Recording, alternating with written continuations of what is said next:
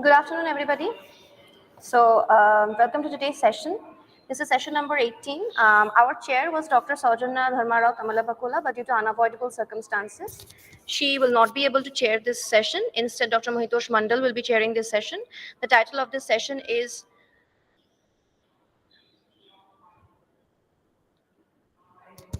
Queering Caste. And Dr. Mohitosh Mandal is the chair at the Department of English, Presidency University, Kolkata. His research interests include caste and psychoanalysis. His research papers have been published or are forthcoming in journals such as Lacunae, International Journal for Lacanian Psychoanalysis, Caste, a global journal on social exclusion, and Interdisciplinary Literary Studies, a journal for criticism and theory. His first book, Jacques Lacan, From Clinic to Culture, was published by Orient Black Swan in 2018. Currently, his monograph on the autoethnography of the Paundras, a Dalit community from West Bengal, is under contract with Navayana. His monograph on a psychoanalytic study of the British novelist John Fowles is under contract with Routledge. And his co-edited volume on the Holocaust and popular culture is in the press and is soon to be published by Routledge. He has delivered around 40 invited talks and conference presentations at national and international levels. In 2021, he won the Navayana Dalit History Fellowship for his project on casteism in Bengal and the Global Engagements Fund of the University College London. For his project on anti-casteism in higher education, a Dalit activist based in West Bengal who dreams of a casteless society. Dr. Mandal is also the founder and chief editor of All About Ambedkar, a journal on theory and praxis. Over to you, sir.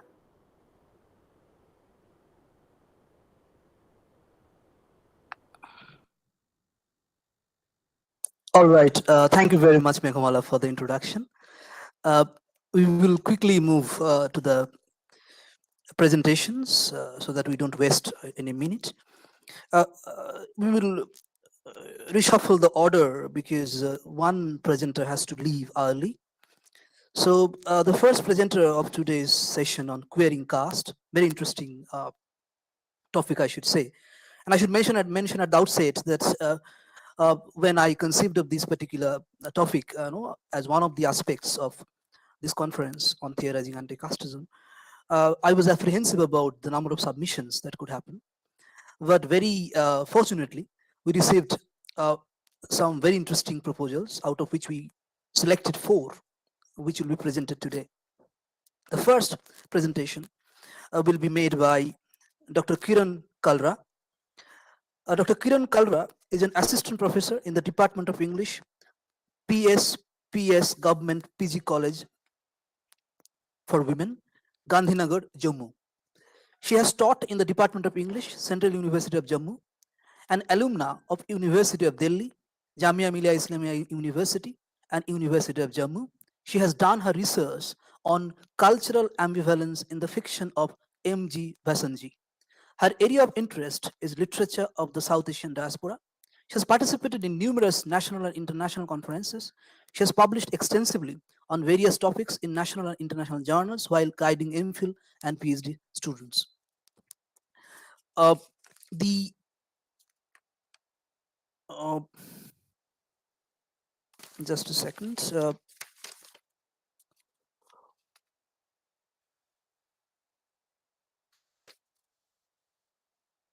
Yeah, the title of her paper uh, is Twice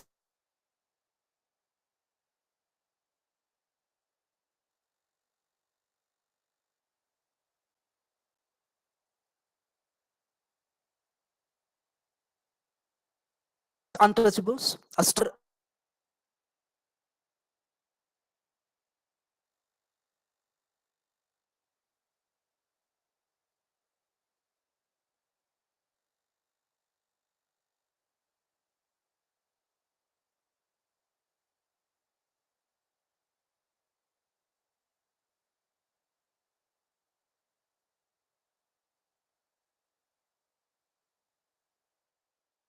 yeah, everything fine, Meghamala?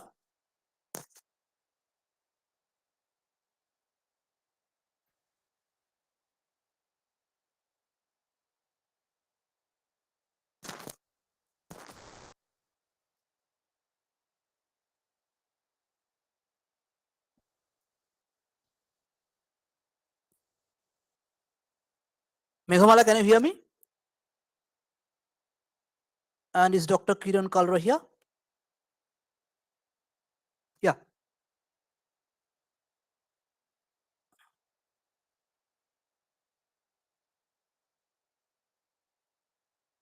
Dr. Kalra, can you hear me?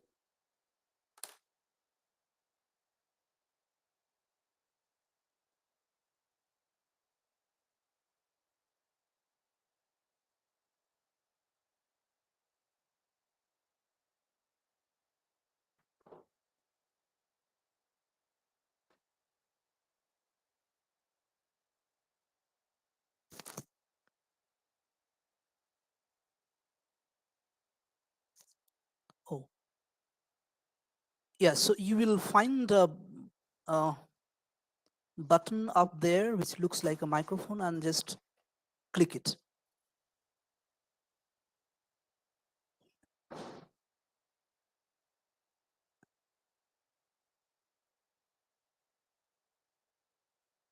At bottom of the screen, you will find on the left side the microphone, and you can just click it to unmute yourself.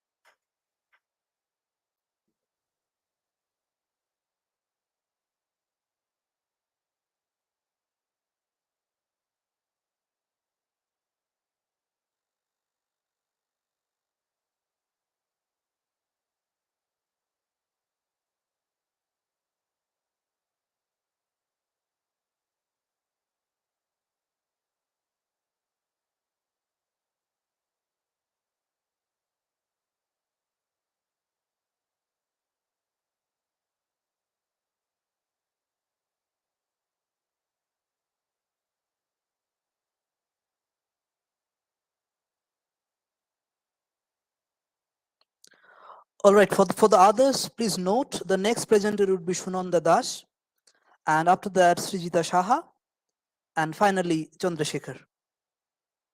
This would be the order we will maintain. Just for Dr. Sowjanya, because she has a very urgent appointment, she has to leave. That's why she requested me. So Sunanda, you can wait. You can wait now. Yeah.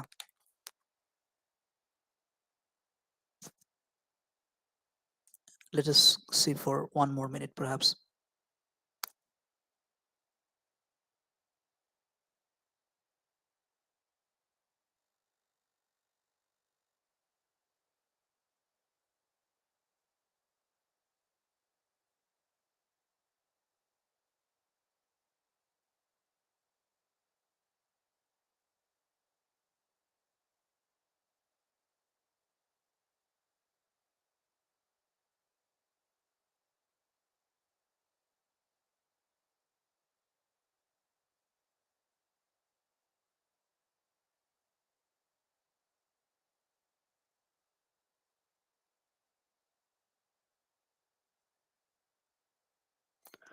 All right, since we don't have much time, and Dr. Kalra hasn't joined yet, so I would request Sunanda to. I'll just introduce Sunanda.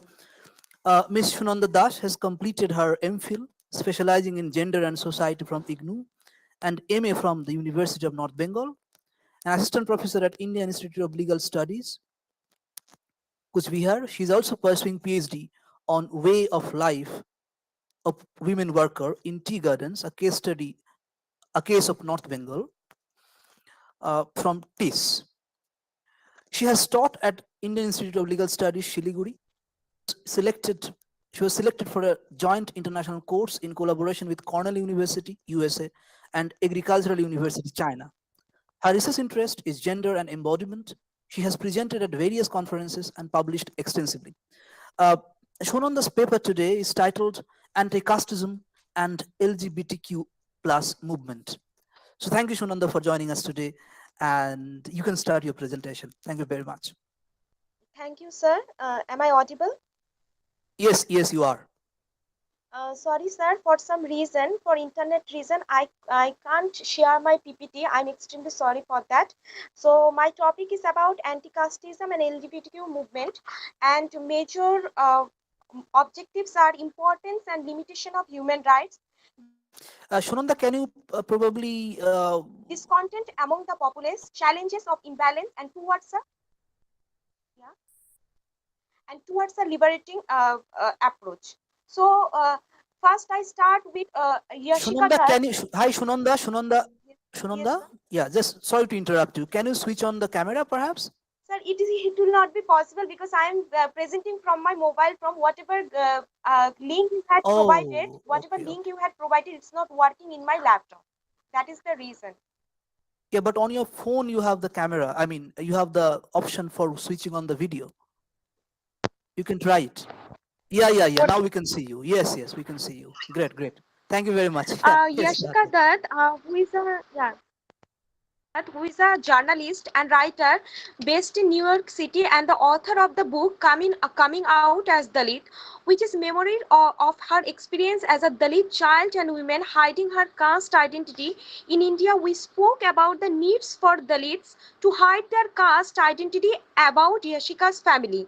Her learning to take pride in her family's history and identity, breaking caste endogamy, merit and reservation caste discrimination in the US and in other countries. So I'm going to concentrate over uh, LGBTQ discrimination and anti-casteism as intimating as the present condition.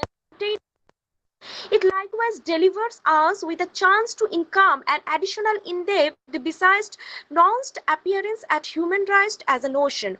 What is it around human rights that need placed particular individuals on superiority to the opinion of pouring out in contradiction of the person greatest in essential of them? Obligate human rights dropped a bridge humanizing the community as to its character besides influence to civilization. Are human rights efficiently speaking the manifold uh, manifold disparities knowledgeable in the civilization, counting the disgruntled dangers of human privileges. We bargain ourselves in predominantly boring periods, numerous of the improvements top boxed for that cost in human rights legislation, to know and defend certain of the greatest susceptible and marginalized collections are currently existence, compressed on by directly, besides occasionally not so indirect mails and movements by collections of folks who themselves texture this illusion. So Shikha Datta's write-ups, and from these points we can get that those who are Dalits, those who are LGBT, those who are suffering in the problems of gay lesbian relations, they are marginalized not only in India than the outside of the India, US also. They are afraid to represent their identity in front of our mainstream part of our society. They are discriminated, they are disbalanced from all sorts of opportunities. So therefore, how perceptible is the intersectionality amid caste and sexuality in shades like the pride and parades? How frequently our discussion around this intersectionality started? We need to concentrate over all those while rescuing ourselves by complaints, substitutes, sexualities, and intonations, slogans of equivalence. Are we also admitting our caste privilege? The appearance of caste can be seen as of understated to obvious in numerous ways inside queer spaces. Who hints queer proceedings, groups, and trades whose peace is overheaded by the administration at the time of policy making? So those who are policymakers, they need to concentrate over it, because the lesbian gay relationship now it's accepted, but still now they are discriminated. So we need to concentrate over all those things who grows the chances of in lieu of the queer community besides requirements of the public are in the first place. Caste and sexuality are devoted both are states for discernment. Taking an intersectional method widens our lens to see the dissimilar roles of the LGBTQ public. So lastly, I concentrate over lots of writers. They have talked about all those things, that they are Dalits, they are lesbians. So we should not concentrate over all those things. I have read literature of all those writers and all those things, where they have mentioned that we need not to concentrate over all those things. Love him and let him love. Do you think anything else under heaven really matters? James Baldwin, a gay author, James Baldwin makes a powerful statement about love. He proclaims that sex and gender do not matter. All that matters is that two peoples love each other. Nothing should stand in their way if they have love in their hearts.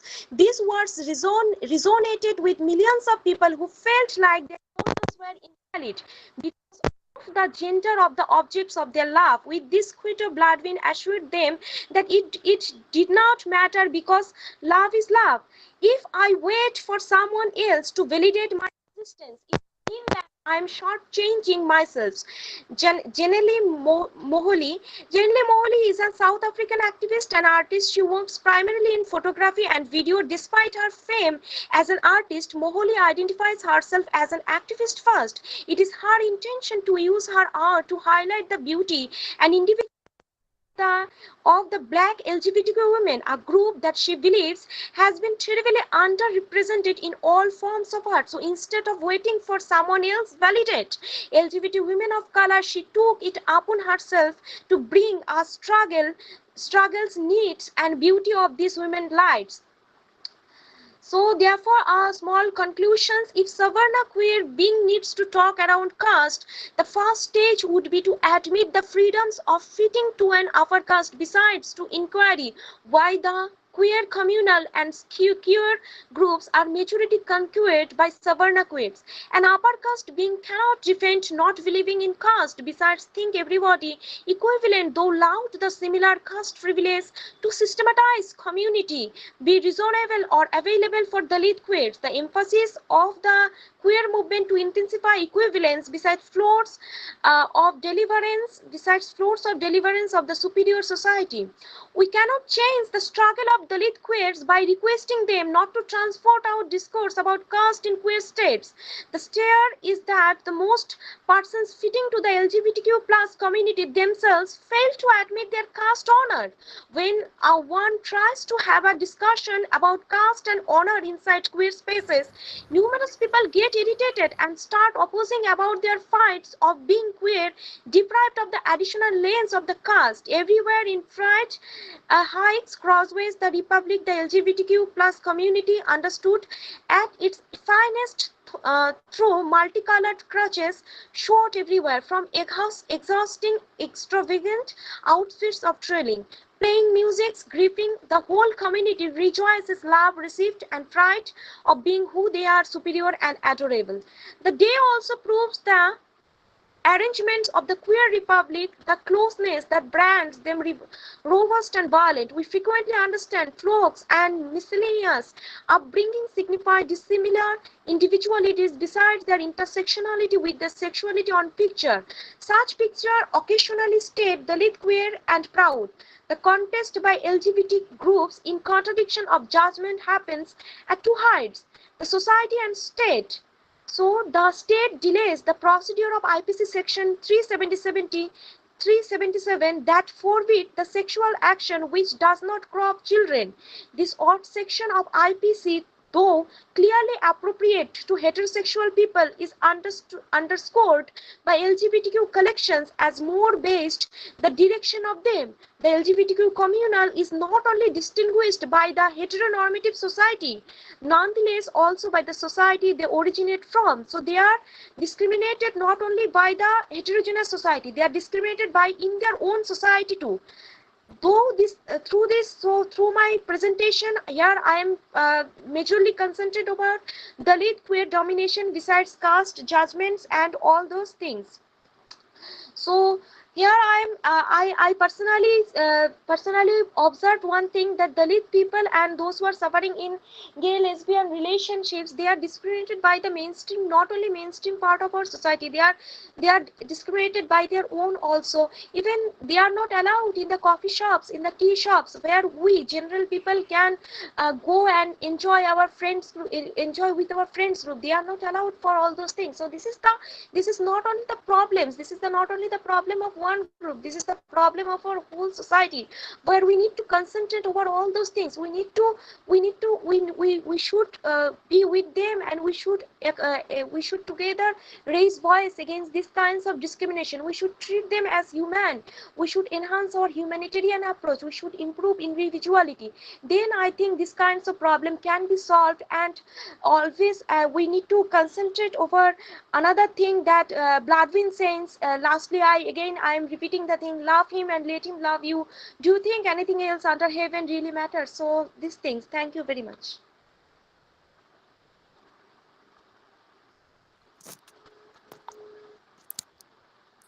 Hi, Sunanda. That was a very precise presentation, I should say. Very short and precise. Thank you very much. I think you made some very interesting points, particularly your emphasis on love as the foundational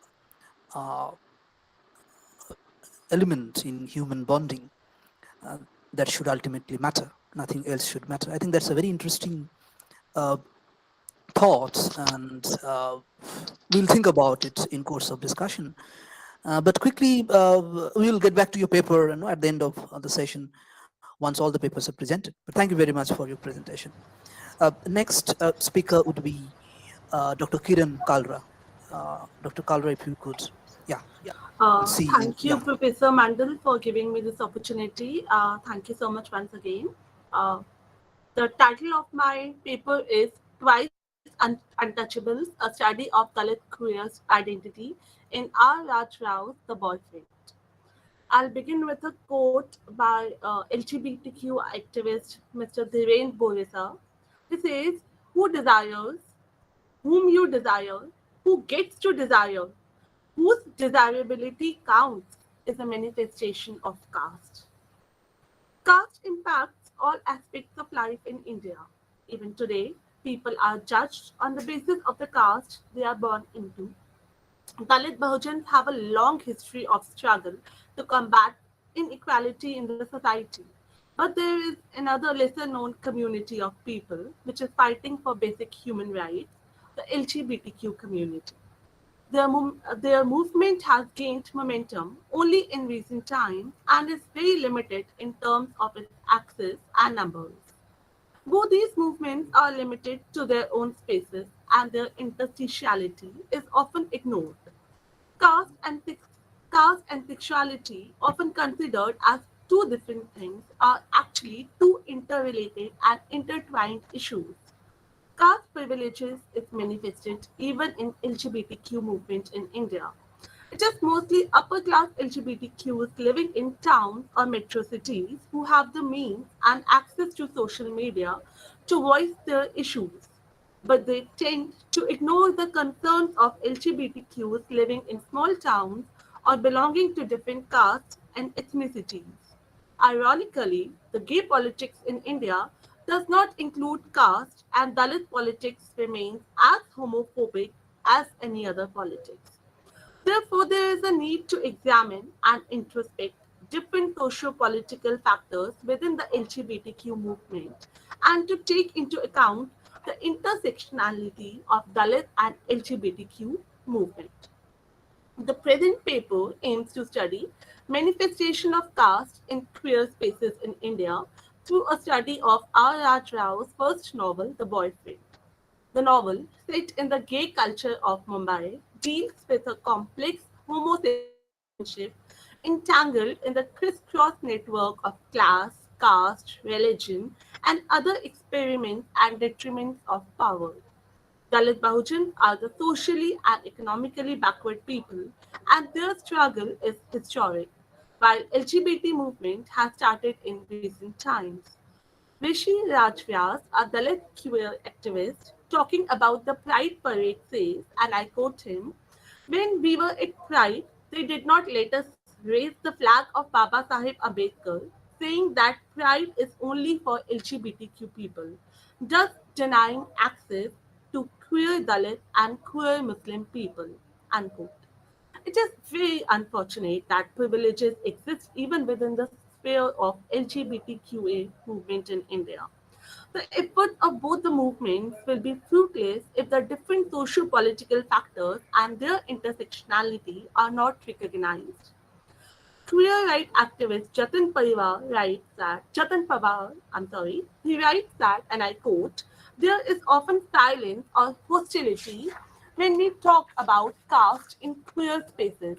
Despite the fact that caste is everywhere, caste and sexuality are not two different things, but are in fact two sides of the same coin. We cannot invalidate the struggle of Dalit queers by asking them not to bring out dialogues around caste in queer spaces. Unquote. Caste is the most dominating aspect of life in India. People are judged on the basis of the caste they are born into, irrespective of their class and merit. Even the LGBTQ community is not spared from this menace of caste. Dhiren Borisya, again I will quote him, he argues that the LGBTQ community is not only discriminated by the heteronormative society, but also by the society they come from. In their own community also, the Dalit queers are marginalized and in that sense they become twice untouchable. Rouse, the boyfriend, brings us a tragic comic love story set in the suburbs of Mumbai against the backdrop of riots. It focuses on the gay subculture in urban spaces in India, but in the process, it also examines with unsparing irony the realities of caste, class, religion, and gender stereotypes in India. The story of the novel revolves around the mundane life of the protagonist, Yudi, a gay who is not ashamed to accept his distinct identity. He is a freelance English language journalist. He has many casual adventures with other men until he meets Milan, with whom he feels a deep rooted love. However, toward the end of the novel, Milan deserts Yudi for a girl chosen by his parents. Though UD is heartbroken, but he finds solace in the fact that Milan keeps on coming back to him even after his marriage. So one can see a mutual need between these two characters, UD and Milan. UD for love and Milan for money. UD, the protagonist of the novel, derives his name from Yudhishthira, a mythological character from the epic Ramayana. Yudhishthira, the eldest of the Pandava brothers, was known as Dharmaraj, the righteous one. But Rao, but Rao's Yudi is not the righteous one, because according to the norms of the heterosexual society, he is a social outcast. He is different. He has different sexual orientations. He lives in Nalasopara, a suburb area of Mumbai, away from his mother. On the other hand, Milan, Yudi's love interest, is a Dalit. He is easily lured by Yudi, who offers him cash in return for sexual favors. So Milan, due to his positionality of being a Dalit queer, initially lacks self-esteem. He is ashamed of being called a gay. Milan feels embarrassed of both his identities, one of being a Dalit and the other of a gay. In that way, he feels doubly marginalized. Unfortunately, even in today's India, though Dalit perspective challenges the notions of purity, untouchability, and materialist dimensions of caste, but it fails to accommodate voices of sexual outcasts. Milan is so uncomfortable with his identity that when he first meets Yudi, he himself introduces with a fake name Kishore and a fake address. So, gender performative theory propounds that gender is constituted by performances or acts that mark a person as a man or woman, which includes the way of dressing, talking, mannerism, behavior, etc. And it is through a repetition of these gendered acts that an illusion of a stable gender identity is created.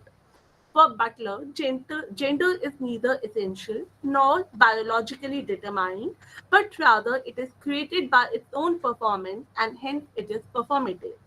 Butler argues that, and I quote her, discrete genders are part of what humanizes individuals within contemporary culture. Indeed, those who fail to do their gender right are regularly punished. Unquote. So for Butler, gender performity could be strategy of resistance with examples such as drag, cross-dressing, and sexual non-realistic depiction of butch and femme identities that poke fun at the laid out gender norms in the society.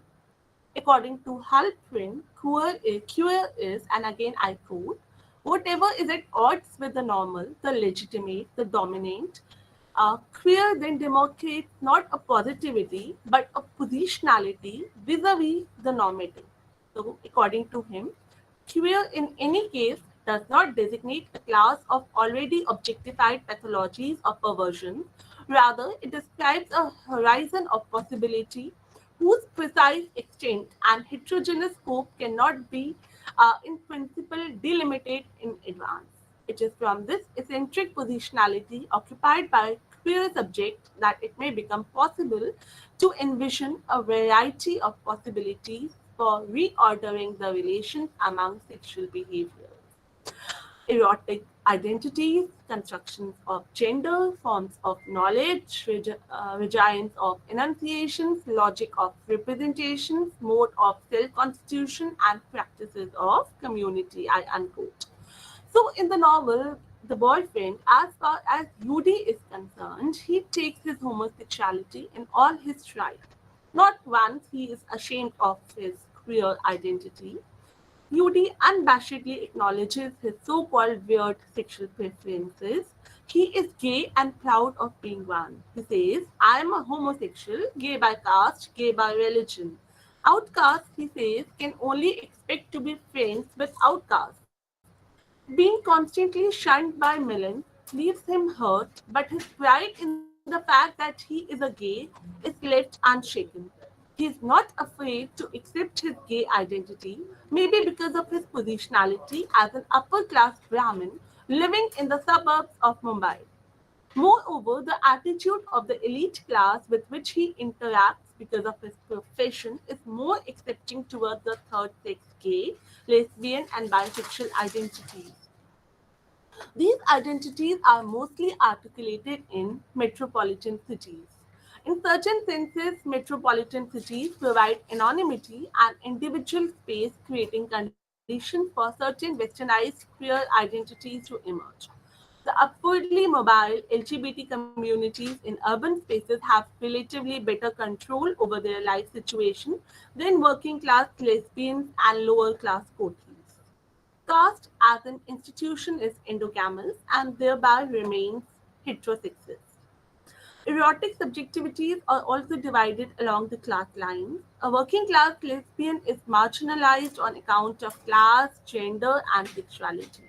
Therefore, Millen, belonging to a lower class, on receiving a better offer, conveniently ditches UD. He joins the AK modeling agency, where he is exploited by the glamorous world of modeling. As soon as Millen gets his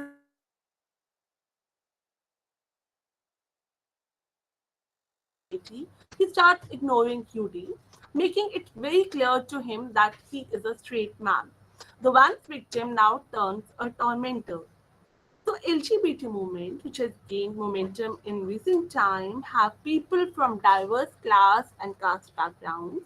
It has often been alleged that these LGBT groups and spaces are led by upper caste class people, voicing issues concerning to only certain section of LGBT people while ignoring others. These voices are mostly present in big cities and towns where avenues and media are available to facilitate interactions and discussions on LGBT issues. While discussing two dissimilar yet somewhat similar issues, it is important to note and understand that the caste system creates a vertical hierarchy while the gender and sexuality issues interact mostly horizontally across this vertical plane. So Milan's family marry him off to a woman of his own caste and he severs all his contacts with Yuri. At the end of the novel, Milan, with no job and no money left, returns to Yuri to reinitiate their love affair and timidly demands his pocket money. So, in addition to spotlighting the Brahmin or Dalit divide, Rao polarizes UD and Milan by insisting that the former self identities as radically gay, while the latter falls below the radar of Anglophone sexual politics. Even when the two men are united, they are separated by ideological differences embedded in their caste and class. A leitmotif that contributes to Rao's depiction of UD's more general social alienation.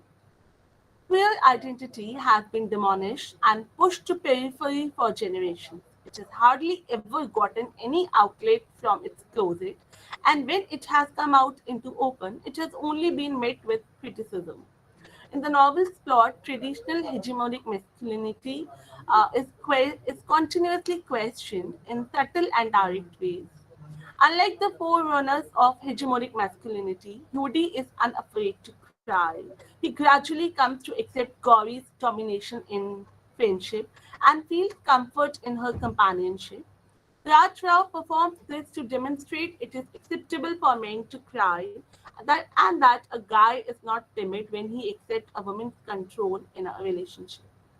In an episode in the novel, when Yudi and Milan go to the Taj to meet Yudi's mother's NRI cousin, Milan was thrown out of the Taj.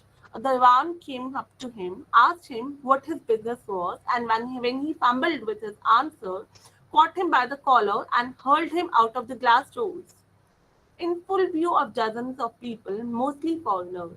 As the fanatic manhandled him, he also said, "The Taj is not a refuge for the city's urchins. Go to the gateway of India instead. You will find many of your kind there."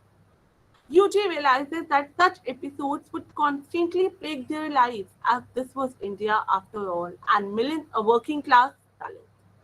By and large, the tone of Indian queer movement has been set up by upper class Hindus. queer individuals hailing from dominant caste backgrounds have an unstated monopoly over the leadership of the movement. In fact, they are the face of the movement.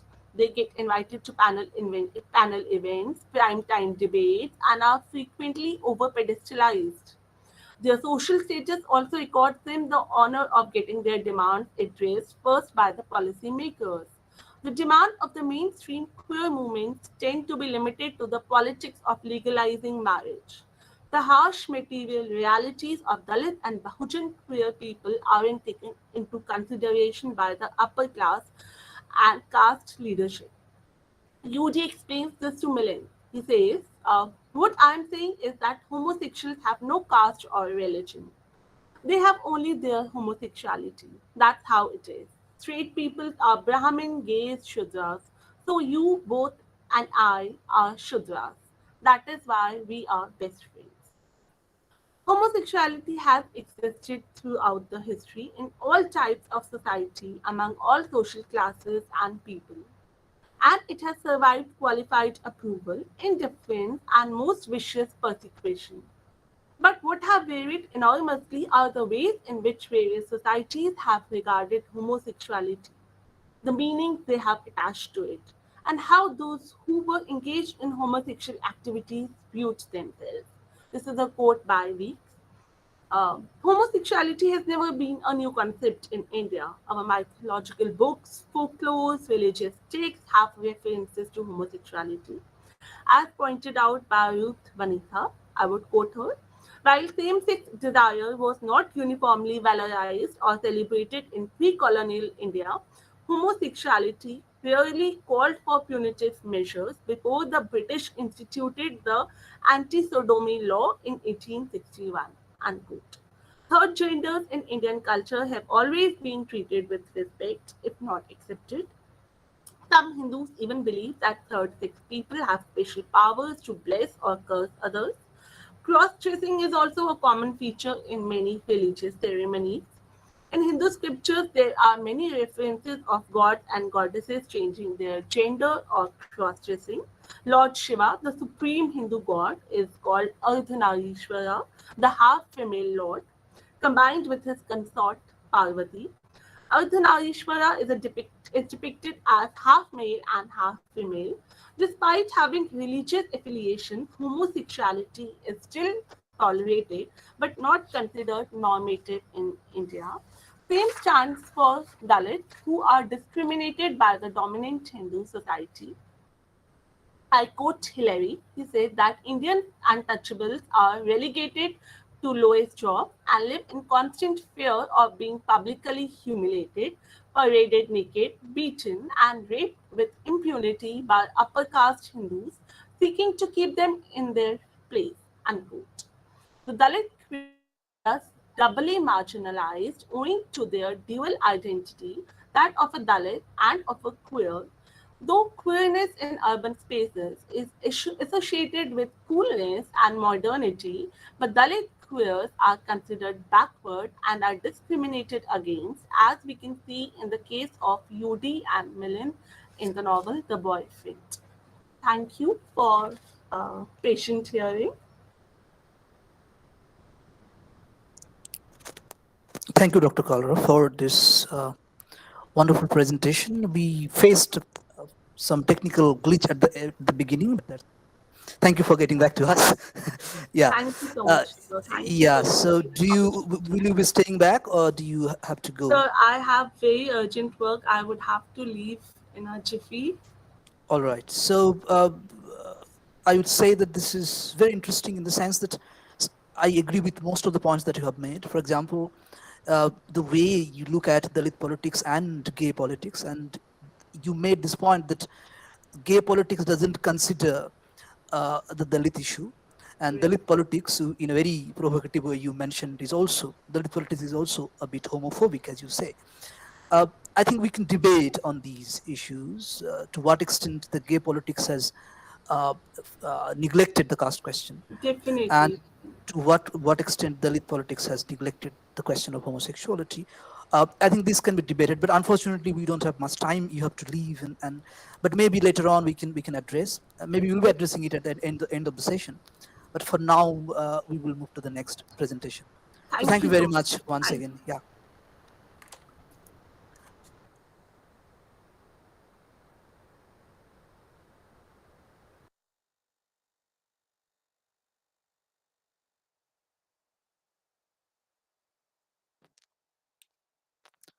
All right. So the next presentation will be by Srijita Saha.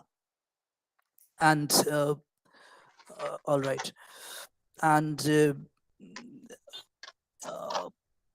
let me quickly introduce her, and then she will present the paper. Just give me a second, because just a second. Just a second, Srijita, huh? Okay. Okay.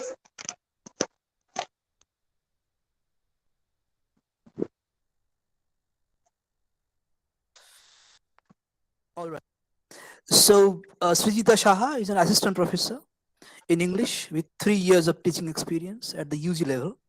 She has several academic publications to her credit in journals of repute. She is a PhD research scholar belonging to the Department of English, Kolani University.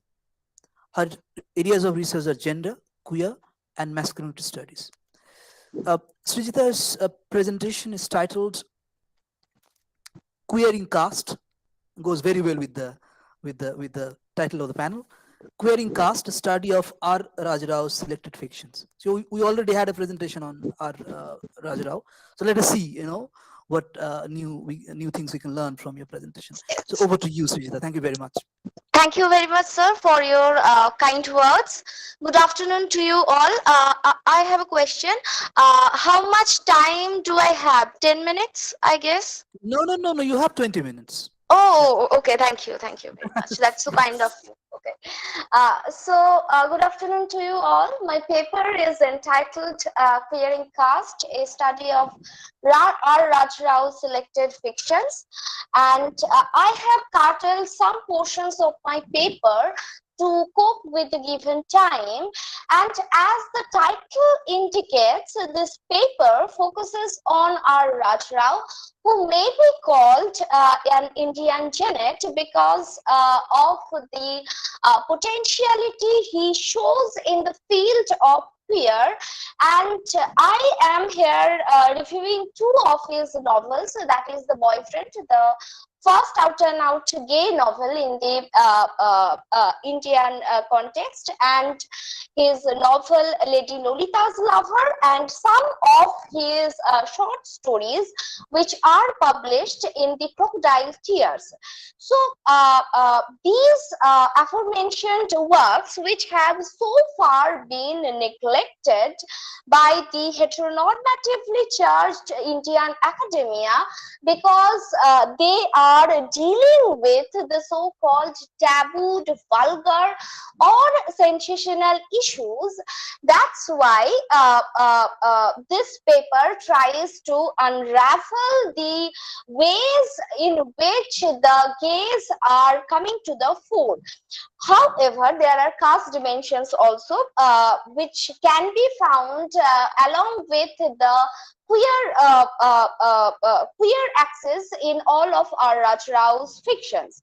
As we all know that victims are victims all over the world, all over the map, but victims can further victimize their kindreds very shockingly. So if we look at the gays, they are stereotyped as effeminate, promiscuous, and sterile, and they are oppressed and ghettoized by the collective forces of patriarchy and heterosexuality. On the other hand, the Dalits, they are slammed as the lowest of the low, and they are coerced and marginalized by the upper caste society. Therefore, both are socially stigmatized, both the gays and the Dalits, and both are victims of untouchability. If the former, that is the gays, they are untouchables of sexuality, the latter, that is the caste Dalits, they are untouchables because of creed. So in both cases, lowness, that is both of them are low by birth, and lowness in both cases comes by birth and can hardly be cast off by death. Caste as the bulwark of Indian society that has survived despite several transformations has been much written about, discussed about, but we have hitherto been in need of a viewpoint to prove that queer could try to be, that the queer persons, they strive to be straightened out as a heterodox caste, a new varna beyond Brahminical patriarchy's anatomy of belief. However, class intrudes between the caste Shudras and the sexual Shudras.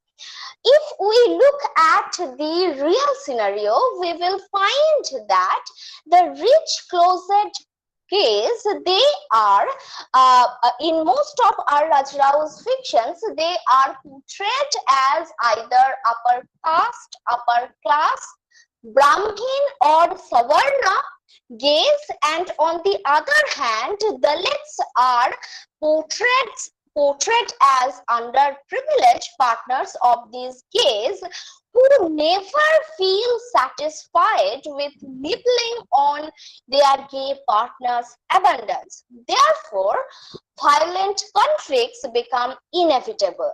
And this paper, my attempt will be to expose how queer in the process of extending as a new caste, as a heterodox caste, is obstructed always by the workings of class and caste.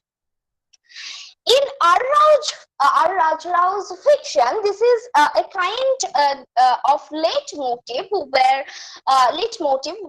which emerges in most of his fictions, where we find that an upper class Brahmin or Savarna closet gay tries to form a pair, a lifelong relationship with a poor Dalit, and that's why the class dimension between the two partners, that is the upper class and lower class, along with the axis of, that is the Savarna and the untouchable, so power struggles become inevitable. And if we can remember that Foucault says in the Foucault postulates in the History of Sexuality book 1 that there is not one but many silences, and they are an integral part of the strategies that underlie and permeate discourses. So this can be indicated from this theorem that power in its several manifestations creates varieties of discourses. Each serves to silence those on whom power exerts itself. Therefore, it can be deduced that there are numerous circles within a circle, each having a center and a margin of its own. So, as we all know that each and every circle has a center and a margin, but there are circles even within a single circle, and it is expected that center and margin, they are supposed to form a binary, but to our uttermost shock, we will find in our Rajrao's fictions that the margin can also be made of centers and margins. So that is when in most of his fictions, Rajrao shows that is a sexually marginalized gay and a socially ostracized Dalit, the representatives of two different margins of the society, whenever they try to form a pair, form a couple, it is worth discernible as to how they behave in the name of quote-unquote band love. Do they remain faithful to each other, or do they pounce upon each other like power-hungry wolves, or they cunningly negotiate some kind of parasitical tendencies to thrive on in the real gay arena? And does this kind of conflict continue to go on in a lifelong manner? So these are the questions which recur again and again in our Rajrao's most of the fictions. So, as these two persons who are two male persons who are belonging to different margins, when they try to form a pair, so conflicts, aggressive power struggles, these are quite inevitable.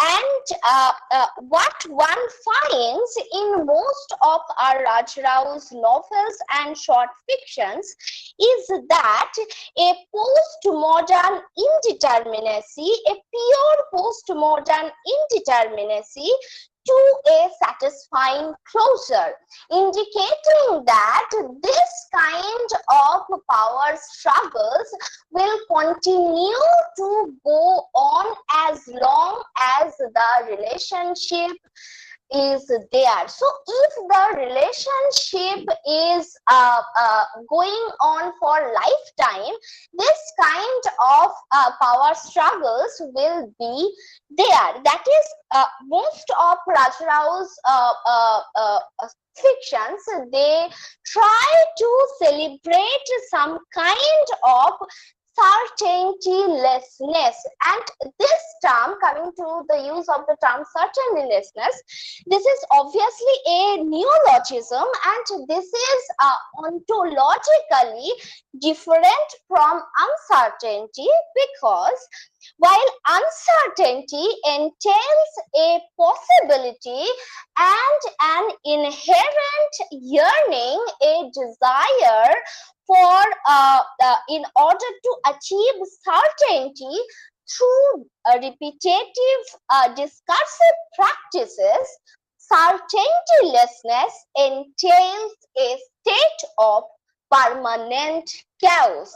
And this kind of permanent chaos, a state of permanent chaos, is never unwelcome in a postmodern era. So the thing R. Raj Rao projects through most of his fictions, that these kind of conflicts will go on inevitably and inseparably wherever and whenever there are pairs, whenever and wherever there are two people belonging to two different margins, they try to form a pair, be it the heteronormative sphere or the homonormative sphere.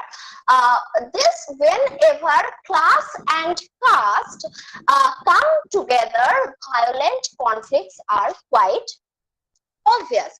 And if we see that keeping the convenient standards of hypocrisy helps to maintain one's power over the other, and thus to reinforce the differences and hierarchies.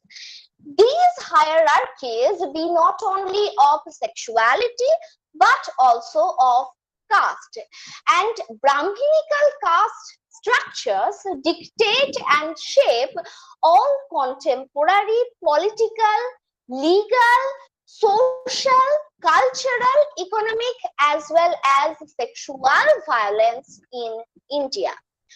What is claimed as Hindu culture is the dominant caste culture. And any assertion of Hinduism as queer, trans and gender non-conformity welcoming is not only an oxymoron but also a normalization and naturalization of caste violence.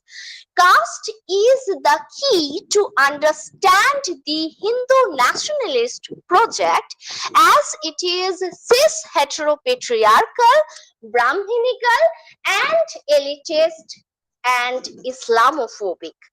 This Hindu nationalist project is welcoming to all the others as long as they fit into this category. And drawing upon Jasbir Puar's formulation of homo-nationalism, Upadhyay coins a new term to describe this hypocritical strategy, which is called homo-Hindu nationalism. That is, if you are homosexual, even then you are welcome in this country, but in that situation you have to be obviously casteist, elitist, Islamophobic, and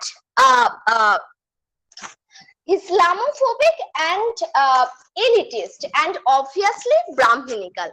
So this neology, homo-Hindu nationalism, this unravels the proposition through which Hinduism projects itself as an LGBTIQA+ friendly religion, which negates Christianity and Islam as homophobic foreign imports and instead considers them as the roots of present-day Indian homophobia.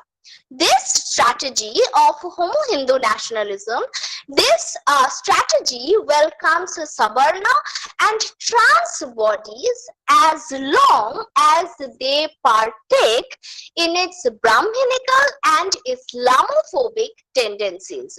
And in this way, the scheme deliberately projects Hinduism as queer-philic, tolerant, sympathetic and broad-minded, and the other hand, it otherizes all Dalits, tribals, Muslims, Kashmiris, North Indians as queer-phobic, hegemonic and aggressive as well as oppressive. And this notion paves the way for the general projection of Dalit literature as well as the movements, Dalit movements, as sexist, rigidly heteropatriarchal, violently and exclusively masculine, and above all queer-phobic.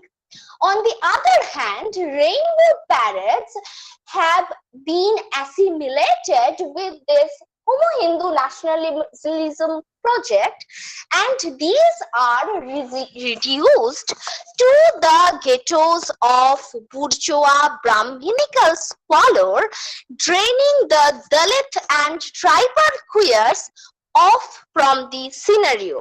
And to these casteist, ageist and elitist queers, Dalit and tribal queers are just non-existent. This complex intersectionality of caste, class and queer desire manufactures disparate queerhoods. Number 1, visible. Number 2, hypervisible. Number 3, invisible. And number 4 and the final, invisibilized.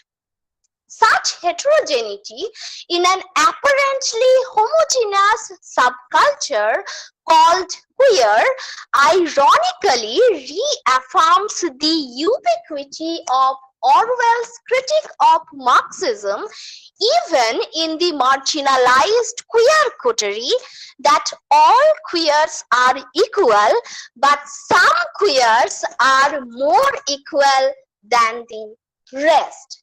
And as a matter of fact, Caste and sexuality, these are the two sides of the same coin, and they are inseparable markers of identity, and Rao constructs several of his characters using the same template. That is, he portrays the Dalits on the one side, that Dalits are running after hegemonic masculinity, they are exploitative, dishonest men, and on the other hand, they can masquerade as gay to earn money in a dishonest way. That is, the Dalits, in order to climb upper in the societal hierarchy, they can use queerhood, they can masquerade as gay, and they can come out of this role, this performance as gay, and they can, in the very next moment, jump onto the role of a heteronormative family man. So these are the role shifts which Rao portrays in case of Dalit characters in all of his fictions. So outwardly, Rao puts the focus on Dalit empowerment. That is, he puts the focus that, oh, see, I am putting the Dalits in a very highlighted position, in a very empowered position. They are moving upwards in the societal hierarchy, but in a very naive way, he suggests that Dalits do not deserve education, privilege, or white-collar jobs. And actually, he portrays these Dalits as standing in a very complex yet difficult state, where they are swerving towards the precipice of masculinity, towards the edges of the precipice of masculinity, just a few inches far off from femininity.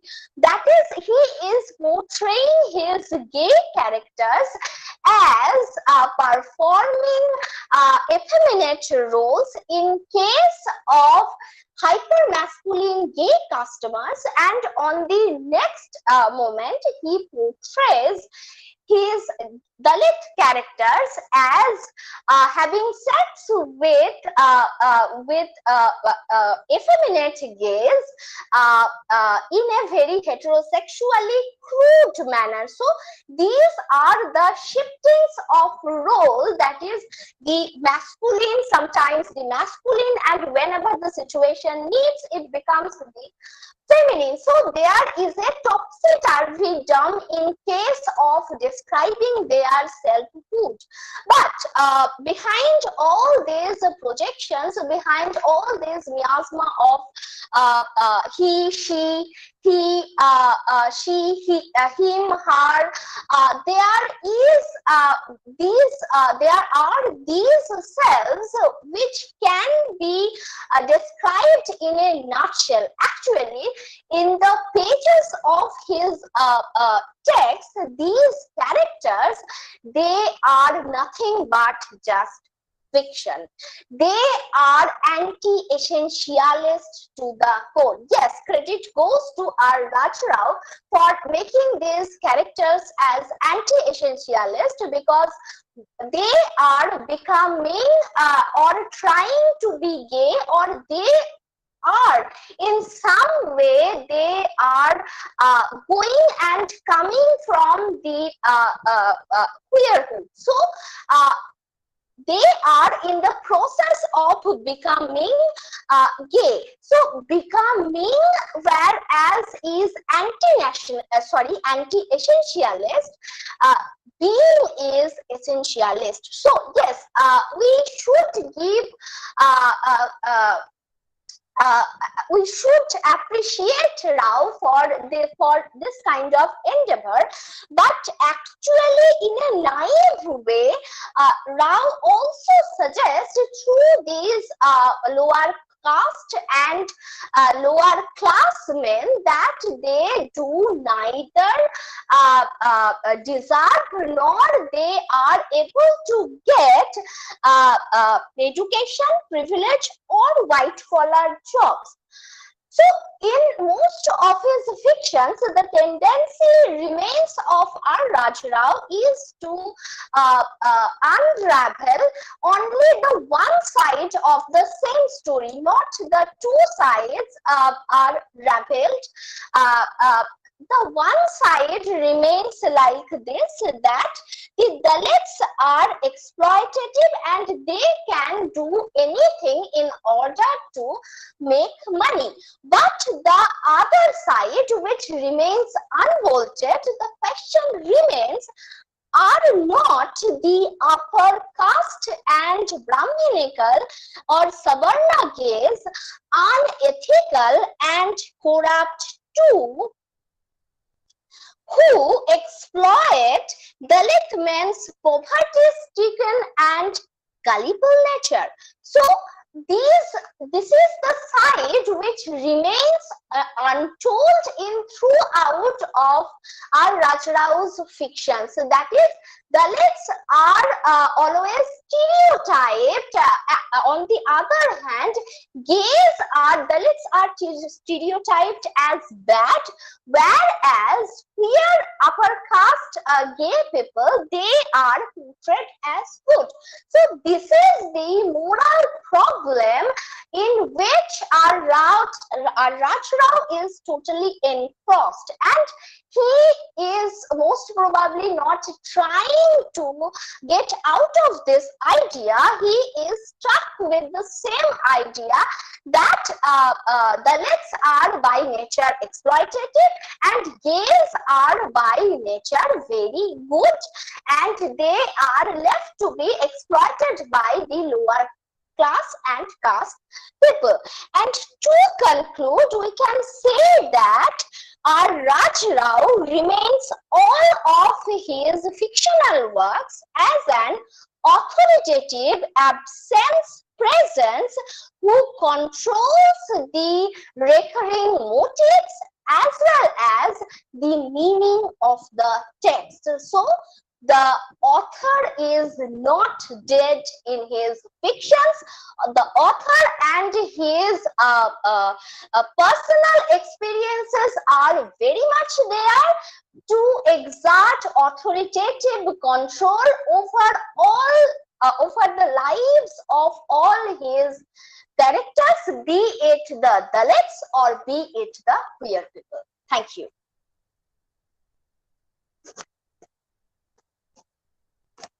Thank you, sir. Over to you. Thank you so much, Srijita. That was a brilliant presentation, I should say. You made a very interesting and I should say a very sharp critique. You offered a very sharp critique of our Raj Rao and Thank you, sir. how there is an attempt on his part on the part of Raj Rao of looking at the gay characters as you said good, and the Dalits as perhaps not that good, not so good.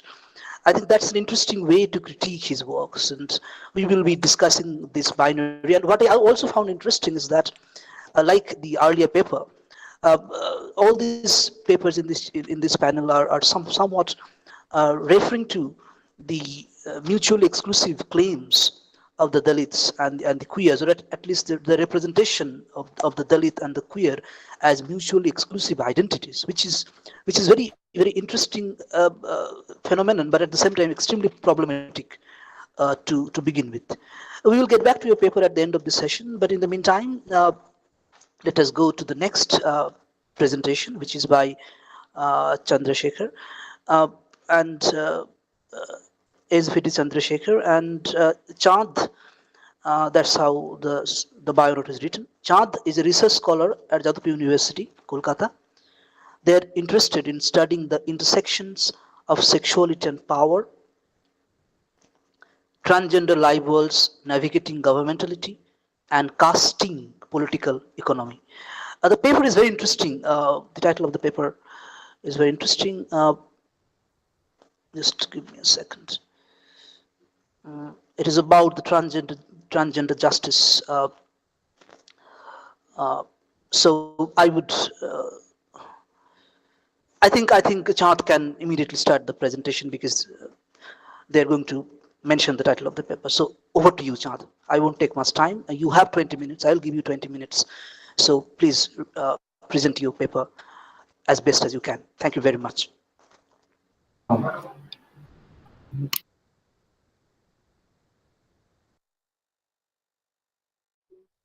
Hello, am I audible?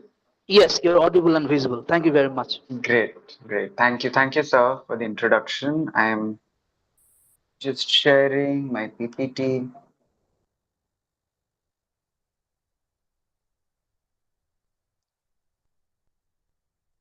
Yeah, so yeah. So the title of my paper is Locating Transgender Justice in Babasaheb Ambedkar's Prabuddha Bharat. And this is a part of my larger MPhil thesis, which is Queering Justice, outlining the theory of transgender justice from Babasaheb Ambedkar's Prabuddha Bharat. So in this section, I basically delve into, in this paper, I delve into outlining what are the key principles of transgender justice from Babasaheb Ambedkar's works. And this theory will be imbued with a comprehensive anti-caste worldview that's espoused by Ambedkar and argue for a need to develop an intersectional understanding of transgender justice based on Ambedkar's works. So, okay, when she starts with a groundbreaking exposition on gender and justice, that what exactly are theories of justice for? Basically, they delve into the question of whether, how, and why people are treated differently from each other. And this is what we will also be exploring in this paper.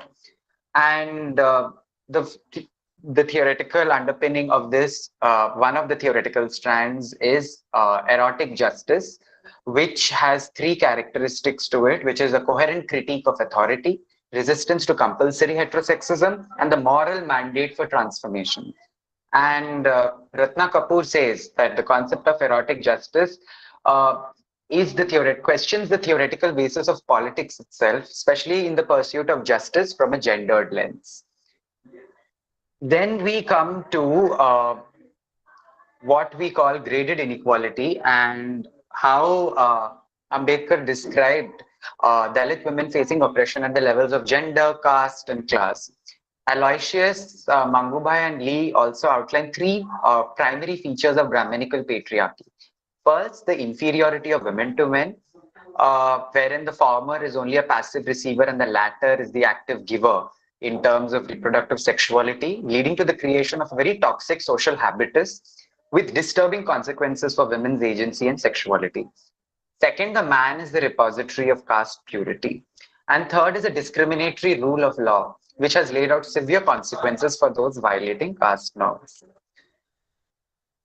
And keeping all of this in mind, the People's Union for Civil Liberties, Karnataka, and its groundbreaking report talks about the violence that trans people face on a routine and institutional basis.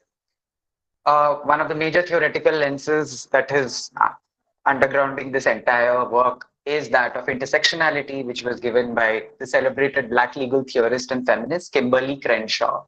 And Uma Chakravarti writes in Consonance how Dalit women face oppression on the lines of caste, class, and gender. Thus, this highlights the importance of adopting an intersectional perspective to study Brahminical structural violence. And now, having established the need for an intersectional approach, to approach the question of transgender justice, I come to the need for articulating difference. And of course, Gopal Guru writes how Dalit women talk differently by virtue of the location, their social location, which influences their perception of reality in itself and how they make meaning. And Kothari says that this is important. The need to talk differently is important because it represents a discourse of dissent. And then, example for this is how Muktabai, a student at a Dalit student at Phule school, writes about the difference in the life worlds of Dalit women and Savarna women. And Sharmila Rege further calls for a critique of Brahminical narratives through a gendered lens. Then we have Bell Hooks, who locates feminism in a radical political framework. And, she talks about how the structural systems of oppression, such as capitalism, racism, sexism, and so on, are very much imbricated within each other. Excuse me, just charging. Yeah, so they are all located with each other, within each other, and how they are all connected to each other. And thus, there is a need to move feminism from the center to the margins. Yeah. So this chapter will explore 5 key principles of transgender justice that I have outlined from Babasaheb's works. These principles are, disclaimer, they are by no means an exhaustive list, but rather an indicative list, since this is just the first attempt. And now I'll go into each of the principles. So the first principle is identifying and interrogating the epistemic and structural foundations of society from a historical lens and seeking to change them. So here what we have is that we witness the horrifying routine act of violence against trans people and how this act is both systemic and everyday in nature. And it is, regardless of the constitution or the law of the land, this keeps happening, perpetrated by the criminal justice system. And what this does is that it is also emblematic of a skewed power dynamic, which has 2 aspects. The first is a hegemonical Brahminical ideology that justifies this violence, and the political and social power, which emboldens the perpetrators who act with impunity, as per Tel Tumde. Then V. Gita ponders about impunity and writes that it exists to protect inequitable social comprising caste, class, gender arrangements in place and colors the everyday life of a caste society like India. Sexual violence in this case is not an isolated or exceptional act, but a part of an increasing series of everyday acts of sexual violence, starting from surveillance, stalking and groping, culminating in rape and murder. So violence against gender and sexual minorities, such as trans people, are prime examples since they are always the subject of public scrutiny, depending on how they are able to enact socially acceptable masculine or feminine behavior. Thus, it is observed that social power cannot be viewed only through reductionist lens. Rather, it must be studied in the myriad forms it takes, ultimately manifesting in social and group relations which are imbricated in the political economy context of the concerned country, as per Aloysius. So we see that the power that manifests in Brahminical ideology justifies this violence and impunity against trans people. In order to understand this, we need to study the structural foundations of Indian society that allows this violence to be perpetuated, indelibly marking the life worlds of trans people. And it is from this that Ambedkar provides a comprehensive critique of the Brahminical system, CISTEM, by covering both sides of the power equation. So he attacks the very foundations of the Brahminical system and the material power structures perpetuated by Brahminism. And while there is a lot, for the paucity of time, I will not go into it, but in Castes in India, he talks about how there's a surplus man, surplus woman, and how that perpetuates a lot of social evils and Brahminical patriarchy, such as sati and child marriage. And then we come to, and Uma Chakravarti also, explicates on this link between gender and caste and says that the bodies of upper caste cis women are the gateways to caste, and control over their sexuality and their bodies is central to maintaining blood purity and the Brahminical social order. And then we have Kothazam, a trans person who writes about how Hinduism has been gaining currency by saying that, we are more increasingly accepting of trans and gender diverse communities since time immemorial. But they use the Manusmriti to break down how trans people are excluded from the social and material fabric of this world. So thus we see that the scriptural sanction of Brahminism and the political economy sustaining it shows that we have to foreground caste when we are trying to outline transgender justice from an Ambedkarite perspective. and the Manusmriti's treatment of not just Dalits but also trans persons and the dominant position it has played in consolidating the caste system very clearly paint the picture that trans people did not have any respectable place in society, irrespective of their caste location. Thus, we see that the first principle is the first essential principle that has to be followed when we are talking about Ambedkarite transgender justice. Then we come to the second one, which is a grand vision for social change, a constellation of anti-caste utopias. So this delves into the work of Gail Ombet, who wrote Seeking Begumpura. And there she writes about how, different, there have been a string of Bahujan, saints, especially from the Bhakti tradition, who envision anti-caste utopias.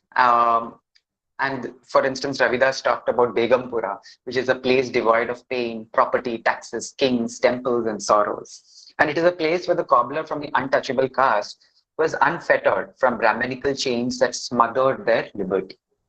And thus, this shows that these anti-caste utopias reflect a deep-seated dissatisfaction with the material and spiritual bondage that Dalits were subjected to under a Brahminical social order. And then we come to Babasaheb's vision of Prabuddha Bharat, which is situated in this political, socio-political context, wherein, with the arrival of colonialism, we see the onset of modernity in the Indian subcontinent, which clashes with the Brahminical Hindu nationalism of the elite, Hindu elite. And then they have their own visions of justice. Then I also talk about the Transgender Manifesto, which is written by Emi Koyama, as how we can understand this social change. And it's based on several emancipatory principles such as self-determination, freedom to express one's gender, and complete autonomy over one's body in all spheres. And transfeminism thus confronts those social and political institutions that restrict trans persons' agency regarding decisions concerning their own lives.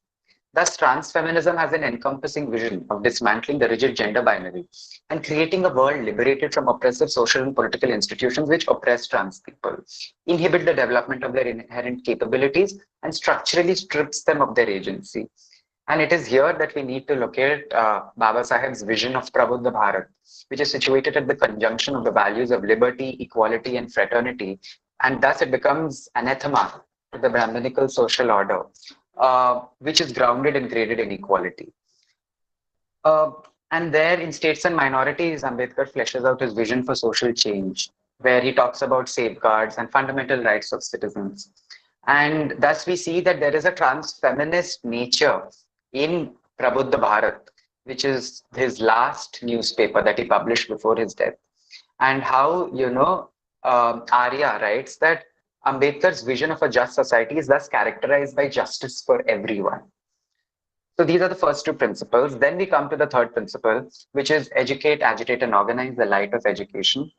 And it starts with how there was a foundation stone was laid for a temple in UP for the goddess English. And it was in honor of Lord Macaulay, who was generally denigrated because he denounced Indian culture and the white man's burden and all of that. But still the Dalits of Lakhimpur Kheri chose to build a temple in his honor. So this shows that the role of education and the Dalit Bahujan viewpoint of English education in particular. And this starts with Jyotirao Phule, who talks about education as the Tritiya Ratna. And how in his school, we see that, they identified marginalized groups even within the marginalized, such as the Hmong community, where Mukta Salve was from, who wrote about the atrocities perpetuated on them. And it also becomes a space for the cultural education of peasants, where they regained a sense of pride of their past history, as per Das. So education as a Tritiya Ratna basically means it leads to new ways of thinking, perceiving, and feeling, leading to mental freedom and consequently social emancipation. And Babasaheb's slogan, educate, agitate, organize, at the All India Depressed Classes Conference in Nagpur, talks about this liberatory idea of education and how he links it with the pursuit of knowledge and freedom. And he argues that for Dalits to gain power, they need to pursue education, and how it is formal education and literacy are prerequisite conditions for attaining knowledge. So this and also Ambedkar's vision of this liberatory education has two goals. dismantling Brahminical patriarchy, and building a society based on the principles of justice. Thus, we see how this idea of education is is a very essential base for transgender justice, seen from an Ambedkarite lens. And while I've not gone into too much detail now, the Nalsa verdict by the Supreme Court talks about reservations for trans people under the OBC category, but it was done away with in the Trans Act. So we see how that constitutes a major injustice against trans people and is a violation of the third principle of Ambedkarite transgender justice. The second last part is reconceptualizing the social in love and Maitri. Uh, and Here, Ambedkar writes about how the fourth is that the Indian society is imbricated in hierarchical, violent power dynamics, and through an extension of that, we see even in heterosexist and transphobic power dynamics. So, and the theoretical basis of this is outlined in the Hindu social order, its essential principles, where he says that the Hindu social order is not a free social order. And he says that for a free social order, two things have to be there. First, the individual is not subordinate to society. On the contrary, the aim of society should be the growth and development of the individual. Second, the social relations prevalent in society have to be grounded in liberty, equality, and fraternity. The reality of transgender persons in Indian society does not reflect this. And and this is the most interesting part about this, is how he looks at the concept of Maitri, which is what he calls community and fellow feeling, and how the Hindu social order actually goes against this. And this is what he wants, that he talks about how political equality is being given, but there is no social equality to ground it. And this social equality will be grounded only when there is a feeling of Maitri, where in the Indian society, the Indian social, so to speak, is grounded in love and community. And the example to this, and he elaborates on this through the path of the Buddha, about how this is needed. The Navayana Buddhism is needed in order to recast Indian society. And the example that I have given here is of a case in Agartala, where 4 transgender persons were asked to strip by the police personnel in order to prove their gender identity. They were humiliated, and comments were passed on their dress and character by the state police officials. These incidents are not possible in a society where social relations are grounded in love and maitri. So we are seeing as to how this power dynamics is de-recognizing the personhood of trans people. And this dehumanization would not happen in a society which is characterized and grounded in the values of love and maitri. So this is the fourth principle of Ambedkarite transgender justice, which is the creation of social relations between human beings in love and maitri, and not hate and a sense of selfish superiority towards those belonging from other castes. And the last principle, wrapping this all up, given my time's out, is overturning the table, political power and representation to rebirth a free social order. And it is here that in the fifth principle of Ambedkarite transgender justice is seizing political power and representation to give birth to a social order grounded in the values of liberty, equality, and fraternity. This desire for a radical political is very much rooted in the social, as discussed in the previous section. So this principle follows the previous principle, and how political equality will not come if the undemocratic subsoil of social and economic life doesn't allow it to. Thus, there has to be a change in the unjust social order, is what Ambedkar has said. And the theoretical basis of this is also very interesting. So he lays two categories of liberty: civil liberty and political liberty. The former civil liberty deals with freedom from arrest without due process of law and liberty of speech. The second category, which is political liberty, deals with the rights of the individual to engage with 2 key political processes: framing laws and making governments.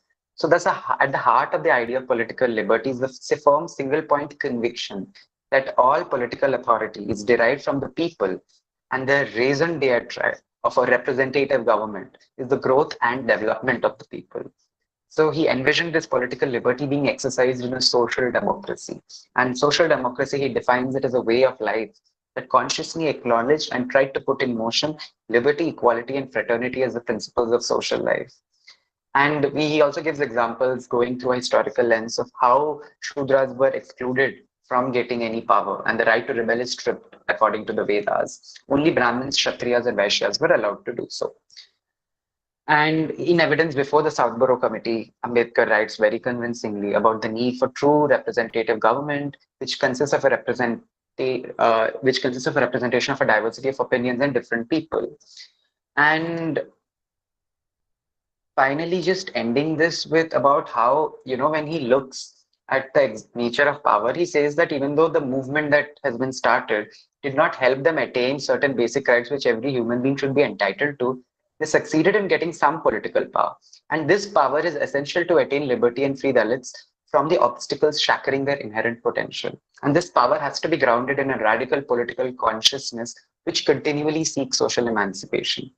And we see that how Das writes about material advancement requires greater political representation, because since the history of politics since 1947 shows that 52, when the first parliament was elected, not a single trans person in power. So, and how the Trans Act was passed in spite of the trans community across saying, no, we don't want such an act which disregards our voices and goes back on the Nalsa verdict. So, thus, power and political representation is very essential for trans persons. So, thus, these are the 5 key principles that I have outlined of Ambedkarite transgender justice. And thank you.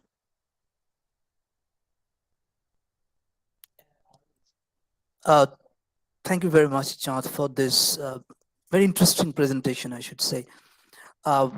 In fact, when I read the abstract at the outset, sorting out abstracts, I found the project of looking into transgender discourse in terms of Babasaheb Ambedkar's ideas to be really something that has a lot of potential, one should say. Thank you, sir. Yeah. So before I add my comments and sort of respond to your papers, we have a few questions perhaps here, and just for all of you, and particularly for Chand, Gajendran, Dr. Gajendran Ayathura has written an amazing reading of Ambedkar's Anti-caste philosophy and humanism. Learned a lot. Thanks, Chand. So that's a great compliment for you. Yeah. So we will very quickly. There are like about 3-4 questions, remarks, etc.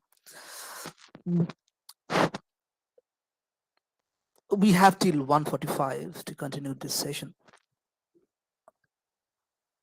So let me quickly ask a few questions to you. You got like 5 minutes in total to answer, and then I will add my comments.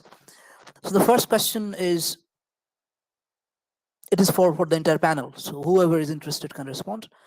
It's by Untouchables. The question is very simple. I mean, simply put, perhaps, but it's a complex question. Are sexual identities caste marked? Are sexual identities caste marked? So who would like to respond?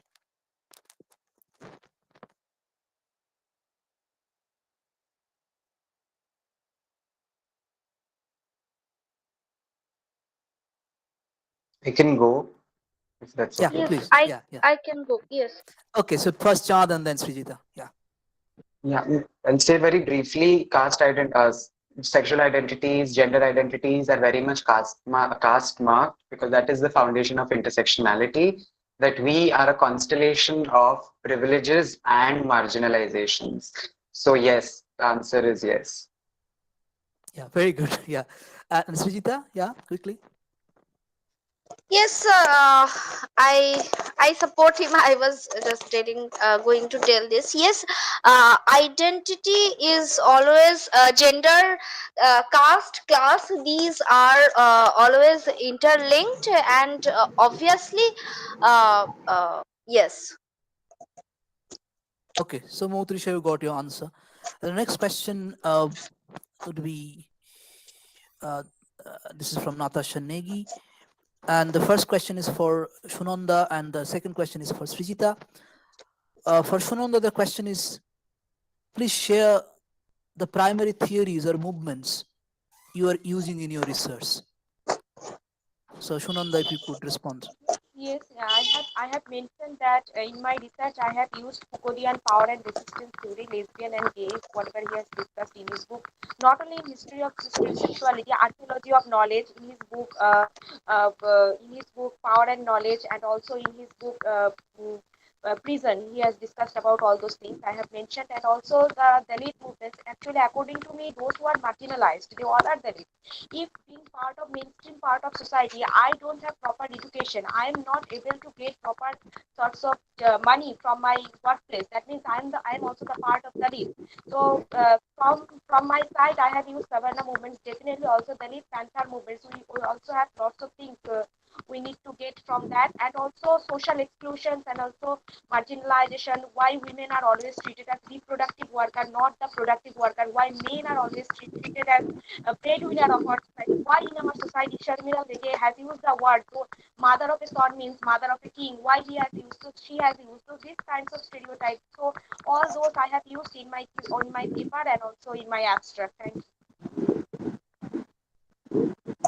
And first, Srijita, we have another question. Thank you, Yes, Sunanda. sir. For Srijita, we have the question, in the debate, who can speak for whom? In the debate, who can speak for whom? What would Okay. you comment on the author R. Rajarao's Savarna background? If the upper caste queer authors can represent the issues of Dalit queer. Yes, okay. So as I have told already in my paper that yes, our Rajrao is trying to show Dalits. He is trying to put focus on the Dalits, but his Savarna as well as upper class position is very much prevalent here. He is prevalent here because and he is dominating the entire waiver of his fictions by, and his face always peeps through his characters who are acting as their mouthpieces. So whenever he is portraying a Dalit character, he is showing that yes, they don't have education, they don't have social privilege, they are also shown as exploitators, that who are Dalits are shown as exploitators, dishonest men who are always ready to earn money in a dishonest way. So Rajrao's position as a upper caste and class academician is always present there. He is telling the story from his own perspective as an upper caste and class gay person, but he is not telling the story from the perspective of a Dalit person, that how Dalits are also using how the upper caste and class gay persons, how they are also exploiting the Dalits, because Dalits are generally poor and deprived of social privileges. So how they are also being exploited by the queer people. So Rajrao's presentation of Dalits, he presents, yes, obviously he puts. Srijita, can you Yes. switch on the camera perhaps? Yeah. And Oh, speak. Continue. Yeah. okay. Give me just 1 second.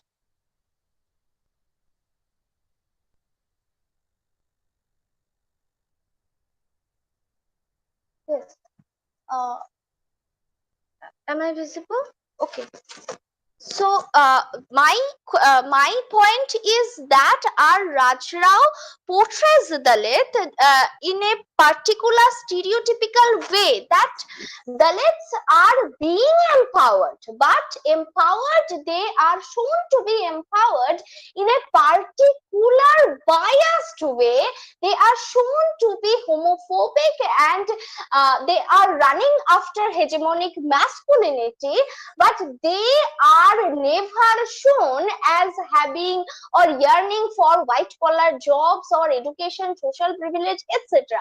What is shown is that they are hankering after social mobility. See, they are trying to make a movement from the marching to the center through dishonest ways, not through education or other fair means. So this is the point I have already pointed out, that this is the idea our Raj Rao is perhaps stuck with. Yes, it is true. He is talking for the Dalits, but in what manner? Always in a biased manner. That is my point. Okay, okay. Thank you very much. I think that's a very provocative point to begin with. Yeah. So let me ask one question to Chad, which is more like a curiosity, I had when I first read your abstract. Is about the you talk about locating transgender justice in Babasaheb Ambedkar's Prabuddha Bharat, and then you mention at in one of the slides, last slides, which was really theoretically informed, where you mentioned the idea of Ambedkarite transgender justice, right?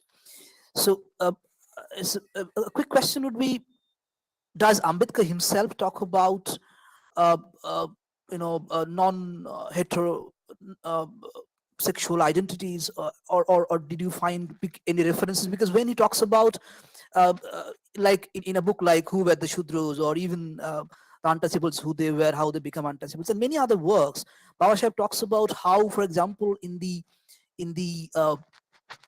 so ancient times, as codified in scriptures, uh, not only men from all burners, but women and people who didn't identify as either women or men, even they got what he claims, what he writes about. They had the right to the sacred thread. So everybody had right to the sacred thread at one point in time, and then the Shudra Varna was created, who fell from the Kshatriya class. So Babasaheb does talk about the plurality of people who did have the right, so to say, to the sacred thread. And he basically talks about the fact that there were 3 varnas and not 4, and that the Kshatriya varna, eventually those who were denied the sacred thread, they became the Shudra. So the point I'm trying to make is this: did you find, because you have done a lot of research in this field, it seems, did you find any reference to Babasaheb talking about, if not the term transgender, not using the term transgender, but non-normative sexualities or gender questions of any kind? Or are you just trying to use Babasaheb's philosophy of let's say love and maitri and other principles of justice and equality to see the possibility of using that framework to make sense of transgender justice? Yeah. Yes, sir. So again, this is based on Babasaheb has written a lot, and I have not been able to read a lot of it. I try to go through the key texts to come to that. So far from my reading, he doesn't talk about trans people. But the interesting thing is that he talks about constitutional morality. And when the Supreme Court decriminalized homosexuality in 2018, he drew on the idea of constitutional morality, which is not the moral majority's opinion, but the idea of liberty, equality, fraternity is very much there when we talk of the Constitution and its morality. So that was one of the key points, starting points that sparked the thing. And the second point is how in the queer and the trans movement and the anti-caste movement, we see there is a divergence, and that has also been talked about, and the issues don't intersect. But the fact of the matter is, one, from the lens of intersectionality, they do intersect. A queer Dalit person would face violence for both their caste identity as well as their gender identity and their queer identity. And second is from the perspective that his philosophy, and that is also the central point of my thesis, that his vision of humanity is so broad and all-encompassing that all of us, trans, queer, Bahujan, Adivasi, all of us will find justice within it. And that is how I have tried to outline it through the principles. And in the third chapter, which I have, of course, I haven't put here, is about how I've used instances of violations of trans justice and legal controversies and all of that, and analyzed it through the lens of Ambedkarite transgender justice to see what happens. So that is the idea of why I did So this. so I think I now have a clearer understanding of your So proposal. I have a question. Just a second, Srijita. Yeah. Okay. So Okay. just to I think therefore using the term Ambedkarite, perhaps, I don't know, because Ambedkar doesn't talk about transgender justice. When you say locating transgender justice in Prabuddha Bharat, it gives the impression that Babasaheb himself talked about transgender. He definitely talked about justice, and that's the entire point. But one has to be careful while phrasing this idea of whether Ambedkar talks about transgender justice or whether you are using Ambedkarite framework as you are doing, whether you are using Ambedkarite framework to make sense of transgender justice. So I think using the word Ambedkarite and might be perhaps more precise, more appropriate. But other than that, I think your paper is absolutely interesting in the sense that when the three other papers are talking about the split between Dalit politics and queer politics, the kind of conflict, mutual exclusivity and conflict between Dalit and queer, you seem to be offering a very interesting proposition of how we can use the Dalit framework, the Ambedkarite framework of justice to address the question of the queer, the transgender, and others. So I think your paper, while the previous three paper presentations that preceded your presentation talk about a challenge, a problem, you seem to be giving us a solution, the possibility of bringing these two together in terms of an overarching Ambedkarite philosophy of equality and justice. So I think this paper has a lot of potential from that perspective. But I would still ask you to explore the possibilities of locating, quite literally, locating the question of sexuality, question of gender and sexual identities, minorities, and so on within the work of Babasaheb Ambedkar. It could be slight references here and there, but you could just flip through the pages of the collected works, the works of Babasaheb Ambedkar published by the government of Maharashtra, and you could find at least some of the references which could perhaps connect, because that would strengthen, bolster your argument more, I would say. And you might find surprising references. My hunch is that you might find surprising references. So very quickly, I would say that your paper obviously talks about love and Maitri, where something that Sunanda started with, the possibility of love that can bind us together. And I think, therefore, the philosophy of love and Maitri, if it can be practiced, so to say, can resolve the kind of difference and otherization experienced by either the Dalits or the queers, for the matter, or the transgenders and others. So it's a very interesting paper in that sense. Very quickly, a few points, Srijita, very sorry, but we're just running out of time. So I'll just make a few points so that others can also benefit, and then maybe I'll have your question. So one thing I found about Sunanda, it was a very interesting paper, but what I was grappling with to understand is about the focus of your paper. So it was more like a general attempt the LGBTQIA plus movement in conjunction with anti-casteism, which is absolutely fine. But I think it would be more interesting if you could focus more on the theoretical interface. You have talked about Foucault, I understand, but maybe talking about larger discourses of LGBTQ movement, theoretical discourses of LGBTQ movement, perhaps talking about you have talked about field experience from reality. That's a very interesting point, that what happens actually to the queer subjects and the Dalit subjects. But the paper would have benefited more if you had proposed a more nuanced articulated theoretical framework from among the theories of transsexuality, LGBTQIA plus discourses, from those specific theories that could have helped you to focus. And I think you are not focusing on literature per se. You're focusing more on, as I understand, the lived experiences, the incidents of discrimination, the case studies of discrimination. I think that's fine. That's totally fine. One doesn't have to engage in literary criticism. but you can always talk about the cases of discrimination and try and make sense of a cultural studies approach to the sufferings of the Dalit queers, or the queers and the Dalits in their distinctive uh, uh, identities.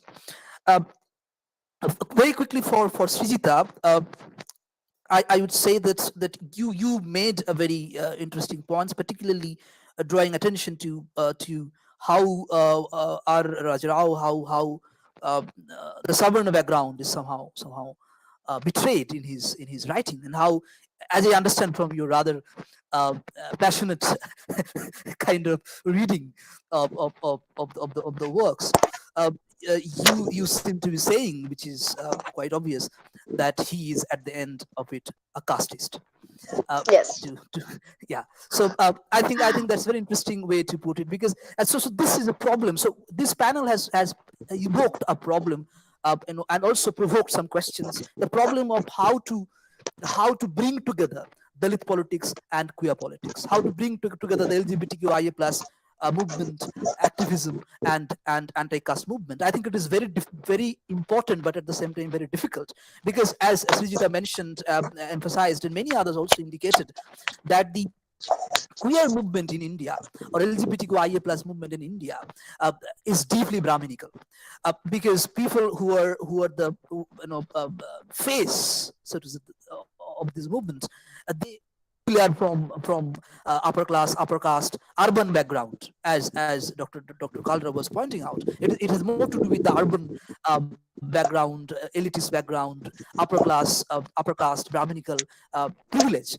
From that background, like Sunanda said, but Sunanda mentioned coming out as Dalit, I think it is important to focus on the word coming out. And one needs to understand who can come out, not just as a Dalit, but as a queer, and probably more significantly as a Dalit queer. So coming out becomes a very important, so to say, event, very, I would say, very difficult event for a queer subject, for a Dalit subject, and certainly for a Dalit queer subject. So this panel has evoked the problem of how these two politics are opposed to each other. Like Dr. Kalra was pointing out, that Dalit politics apparently is homophobic, and how gay politics is casteist. And Srijita's paper absolutely highlights that, how even the gay politics, how even the LGBTQIA plus politics, at the end of the day, remains a deeply casteist politics. So yeah, so I think this, and to wrap up with Chant's very interesting theoretical. So what was lacking in my understanding in the three papers, although in different degrees, is the possibility of developing a theoretical framework that can resolve the problem of the conflict between queer politics and Dalit politics. What Chant has offered or indicated is the possibility of using the anti-caste theoretical discourse, Ambedkarite discourse, to address the question of queer justice, transgender justice, LGBTQIA plus justice. So I think it's a very interesting possibilities that they're coming up together from within the panel, emerging in terms of the so to say, interactions between the papers that occurred in today's panel. So very quickly, Srijita, you have one point, you can make the point, and then you'll end. Yeah. Yes, actually, I have an observation. All of the presenters, they are talking about love, but my point is it really about love? Love in the sense of platonic love, or is it the bloody bedroom business that we are talking about? And next, my observation regarding Mr. Chant's paper is that, have you ever thought about the transgender people? You have talked about at length regarding Babasaheb, Ambedkar, and transgender justice. So I want to say that, have you ever looked at the leaders of transgender activists in India? Take for example Lakshmi Narayan Tripathi. Just look at her name. If you do not look at her, just look at her name, Lakshmi Narayan Tripathi. These three words, apart from Lakshmi, Narayan, and Tripathi, these are the markers of her Brahminical origin. Whenever she goes, she never says that I am Lakshmi, but she says I have I had a conversation with her, she always refers to herself as Lakshmi Narayan Tripathi.